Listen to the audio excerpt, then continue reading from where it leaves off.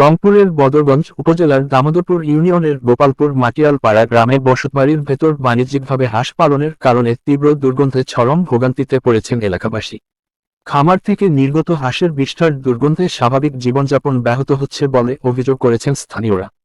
স্থানীয় সূত্রে জানা যায়, গ্রামের একটি বসতবাড়ির একেবারে পাশে বাণিজ্যিকভাবে বড় পরিসরে হাঁস পালন করা হচ্ছে। খামারটি বাড়িঘরের এতটাই নিকটে যে আশপাশের পরিবারের লোকজন সারাদিন তীব্র দুর্গন্ধে থাকতে বাধ্য হচ্ছেন।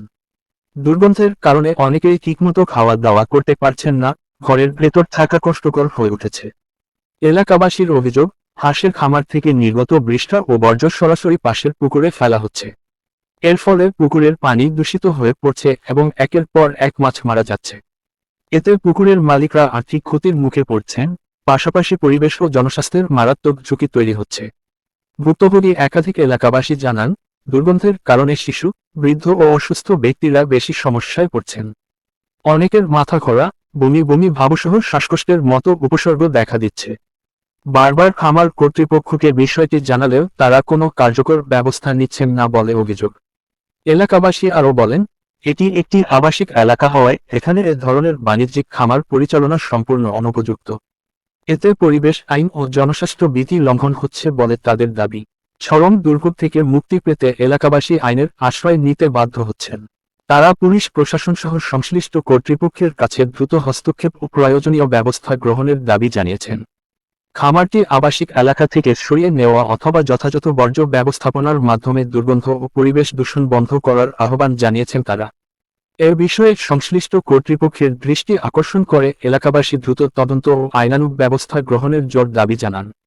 মালিকপক্ষের কাছে গেলে মালিকপক্ষ বলেন, ৮০ পিস বাচ্চা যখন বড় হয় তখন কি দুর্গন্ধটা বেশি হয়? দুর্গন্ধ হয় না, আমরা প্রতিদিন এখন আমার হাঁসটা আছে ভিতরে, আর আপনার চলো যখন 20 দিন হবে আমি হাঁস নিয়ে এসি বাইরে, তখন আমি আমার হাঁসটা দিনের বেলা থাকে বাইরে। তাহলে এলাকাবাসী লোকজন আপনার নামে অভিযোগ করলো কি কারণে? এখানে মানে শত্রুতামির কারণে এরা আমরা করি খাইতেছি, মানুষ তো এটা মানে বুঝতেছেন তো। এটা কতদিন ধরে করেন আপনি?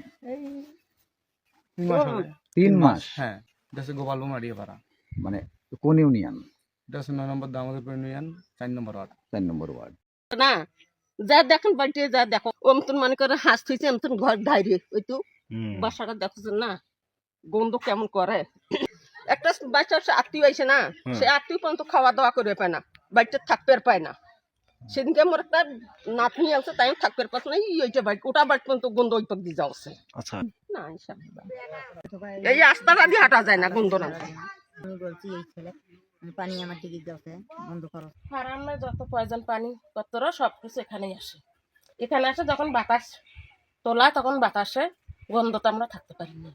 সবকিছু প্রয়োজন এখানে আসে, এই গন্ধর জন্য থাকতে পারি বন্ধুর জন্য থাকা যায় না। বা এই মুখে ওনার শাকের হাটের ব্রয়লার দোকান নাম আছে। কি ওনার? আনসার আলী, মুকসিদুল আর ছেলেটার নাম আনসার। মানে পিতার নাম মুকসিদুল। বাবার ছেলে? হ্যাঁ, এরাই এই ফার্মটা দিছে বাড়ির ভিতরে? হ্যাঁ, এই দুইটা বাড়ি পাশাপাশি, এই গন্ধ খুব বুঝছে। তাহলে আপনারা হ্যাঁ, কষ্টই আছে বলুন। এই যে এই পানি দেখেন না এই পানি খুব প্রয়োজন।